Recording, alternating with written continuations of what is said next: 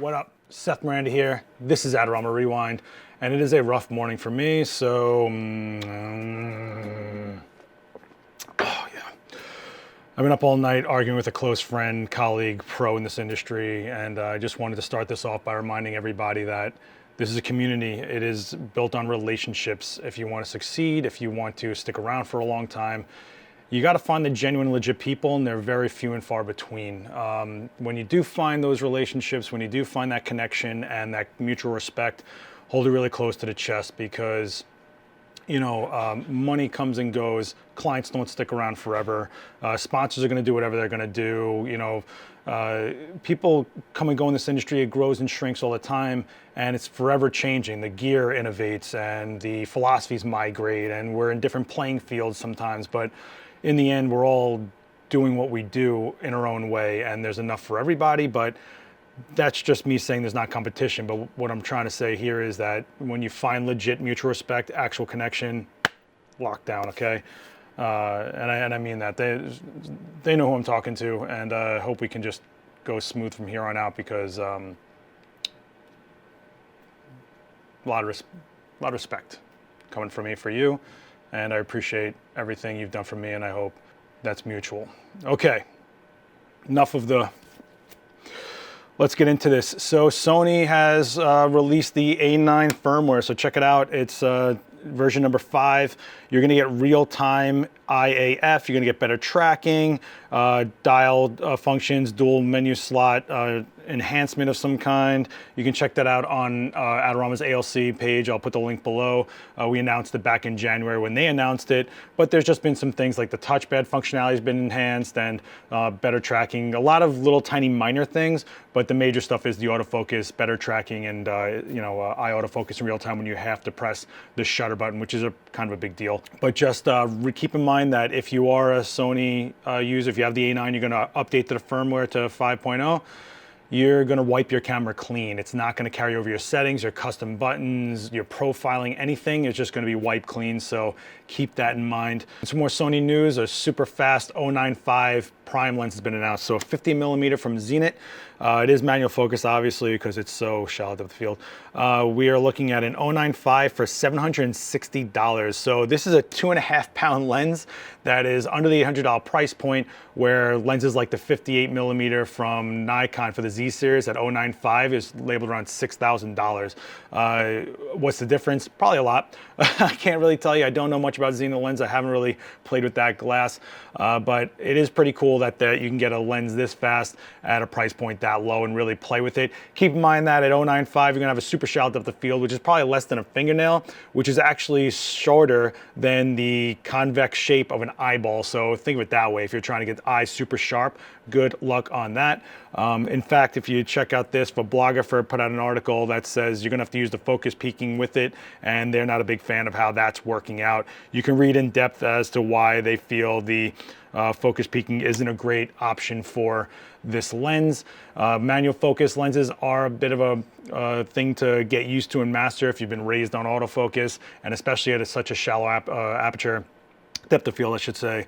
It's going to be a bit of a learning curve for some people, but it is a small price point, so check that out. It is a huge lens though, 2.5 pounds, geez.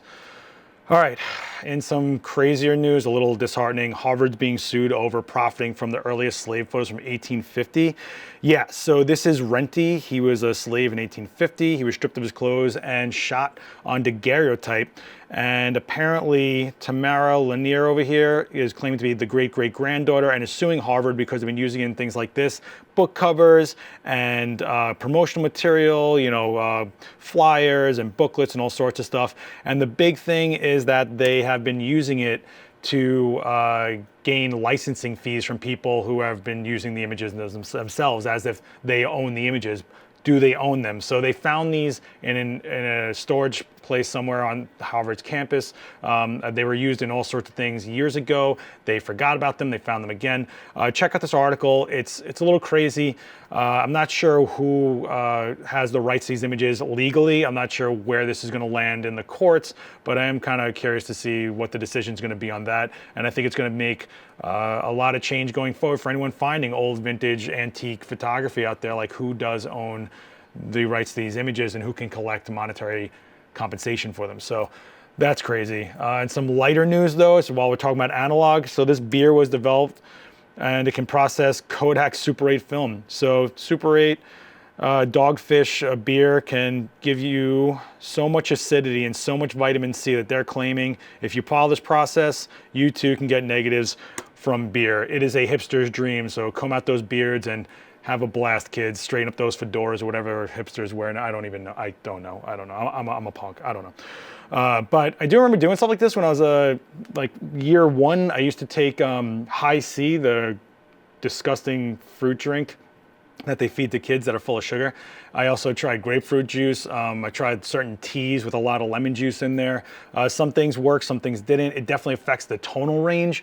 It definitely affects, you know, sharpness as far as like the grain count, the way it looks. I mean, things like Xtol would actually lower your grain count and sharpen your images. HC110 would have a beautiful look to it. D76 is like, it's the GMC version, not the Ferrari. I don't know what I was going with that, but you get what I'm saying.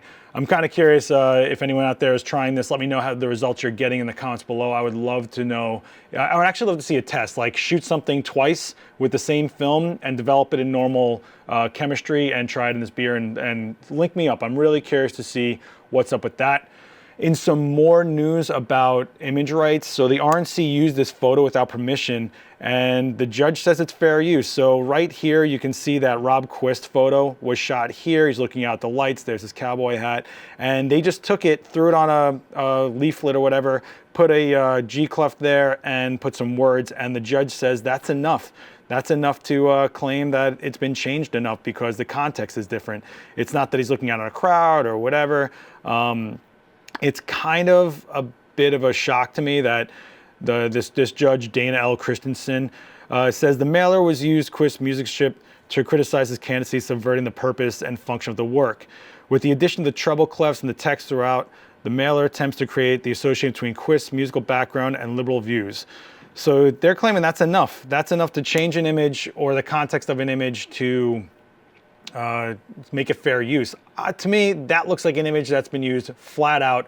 Even if you can't read English and you're looking at that image and you're reading that image for what it is as a language, as a photo. You're not reading those words, and I don't know where this judge came up with this whole thing, but this is astonishing to me. Let me know down in the comments if you agree with this, if you've been following this. It's kind of crazy to me. I feel bad for this photographer. Her name is Erica Peterman. She went full on with the lawsuit, and this judge is just like, meh, it's fair use. Whoa.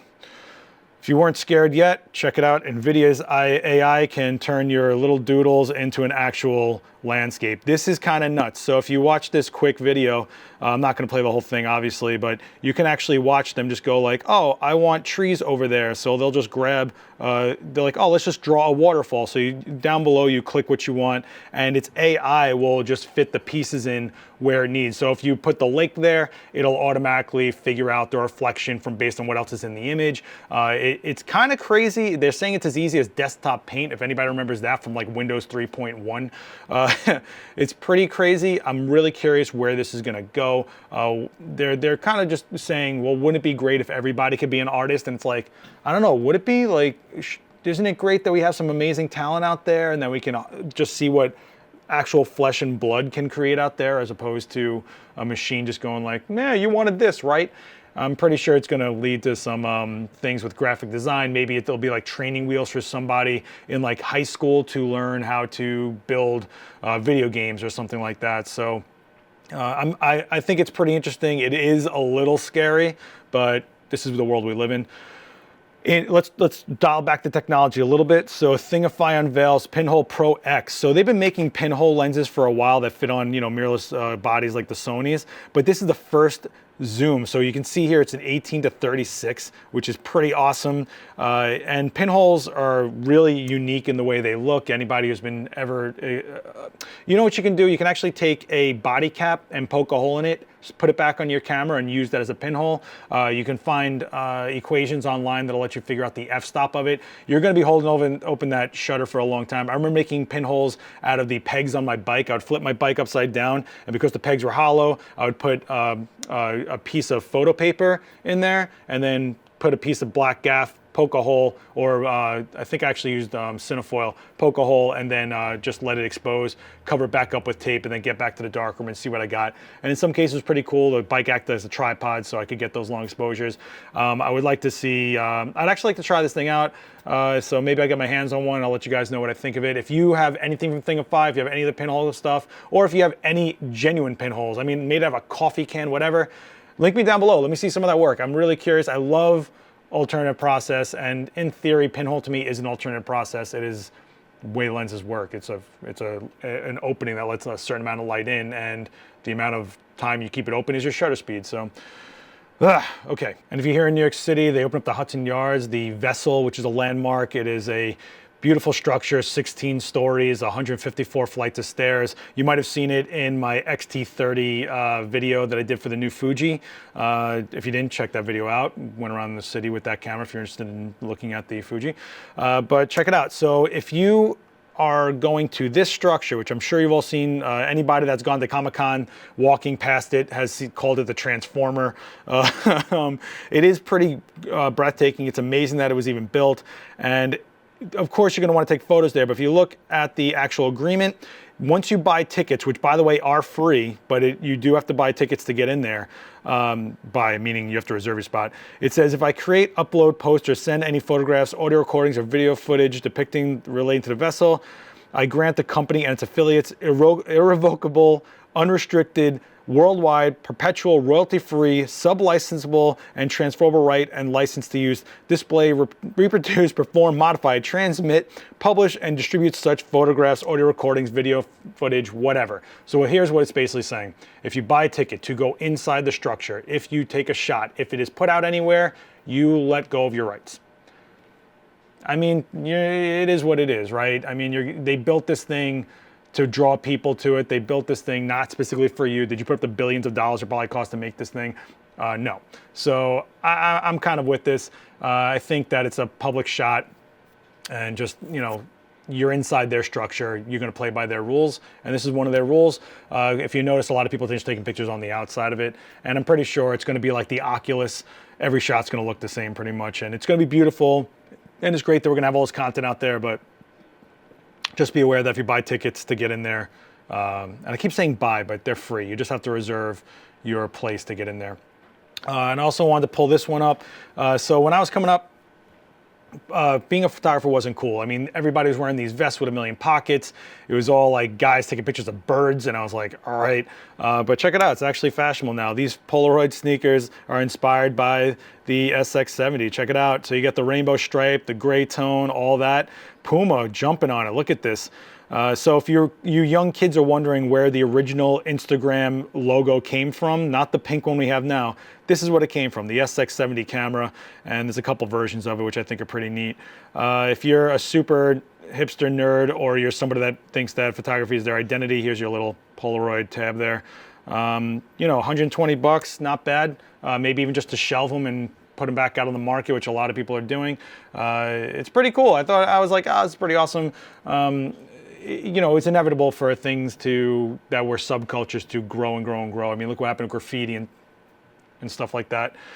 Let's talk about another scandal. Well, it's not a scandal. You tell me. I'm curious where you guys land on this, because it's really gray area. But a winning photo of this HIPA contest won $120,000, but it wasn't candid. It wasn't really an out of the wild shot. You're looking at a photo tour group here, and this guy right here is the one who shot the image. So it's not really like he saw this and was documenting it. It really was a photo tour. He won $120,000 for this shot, but this is what the setup was. And these photo tours are shoot to kill. I mean, they set up things all the time.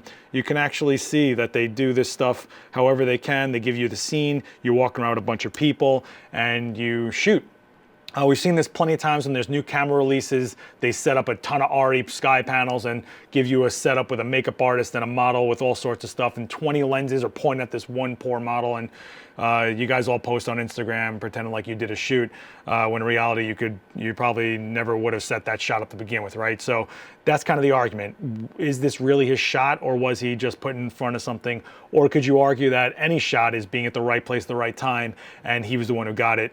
at the right time, or was smart enough to even submit it, because there was clearly like 50 other people that could have submitted an identical looking image. I don't know, when we do open shoots here, we kind of set up lighting on a model for people to come shoot. Me and Dana call it side busting, when someone comes down from the side and starts shooting when it's not their shot. But I don't know, are we celebrating this? Like, what do you guys go to those meetups where you're just a group pointing a lens? To me, it seems so almost primal. It just seems a little classless.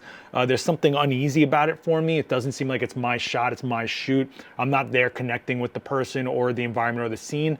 Let me know what you guys think. I'm really, really curious. Does he deserve the money?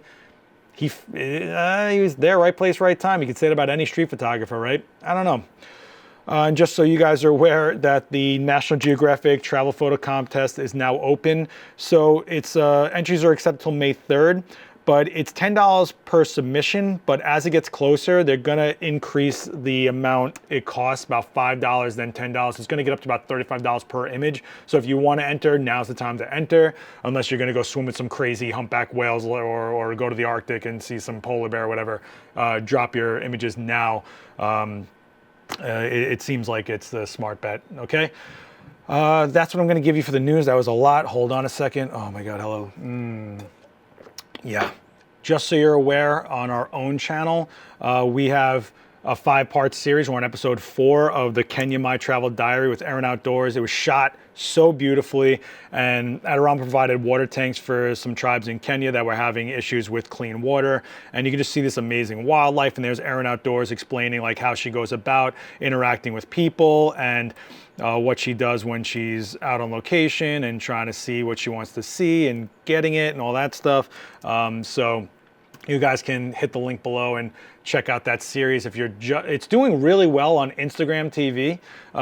We're kind of surprised by that. It's got a ton of views over our YouTube audience. So for everyone that's been talking about how IGTV is like meh and no one's really watching it, it's not the case. You just may not be watching it. In fact, let me show you. This is our channel. You can see tons and tons of stuff. I mean, we loaded our Instagram TV with a ton of stuff, including some demos from me. I mean, I'm not going to tout, but like I showed you guys how to get this shot with one light, and you can hit play, but 23,000 views on that.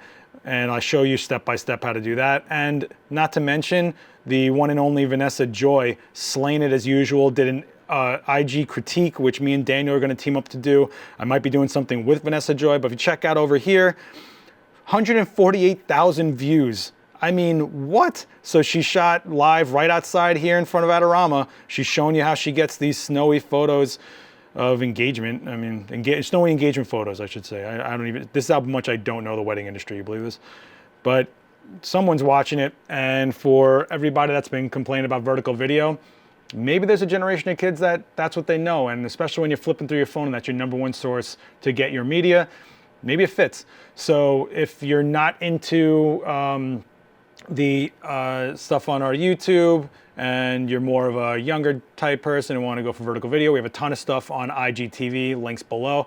And if you're someone that's totally against vertical video, we have stuff on right here on YouTube, which you're watching right now. So the Kenya videos, check them out. I urge you. They're so beautiful, and they're an easy watch, like 5 to 8 minutes, really beautiful. And we have one more episode coming out, and then we're switching to a new series. Every Friday is like our heavy hitter series day, so check that out. Go to our channel. I'm finding a lot of people in the comments going, hey, I just found this channel through Rewind. Well, welcome.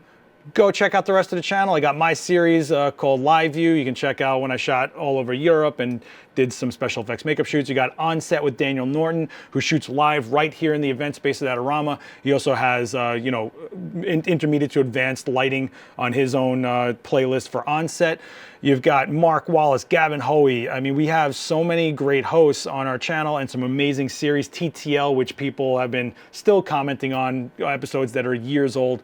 So from me and everyone here at Adorama, we want to thank you guys for engaging so much. Huge, huge things are about to come. I promise you, I have a new platform to announce. What? It's true. Shh, it's coming. Shh, shh, not talking about it yet. Don't want to jinx it. Again, rough night, sorry. Okay, I'm going to say cheers, and remember, be good to each other, find those connections, and stay tight, because legit people are hard to find out there, and when you find them, it elevates everybody. All right? Rising tide lifts all ships, right? Something like that. I don't know. I'm out of here. This is a long one. I'm sorry about that. Question of the week. Question of the week. Who's better with a pencil, John Wick or Heath Ledger Joker? If you don't know what I'm talking about, you're not a real nerd. Hit me down in the comments. Let me know what you think. Later.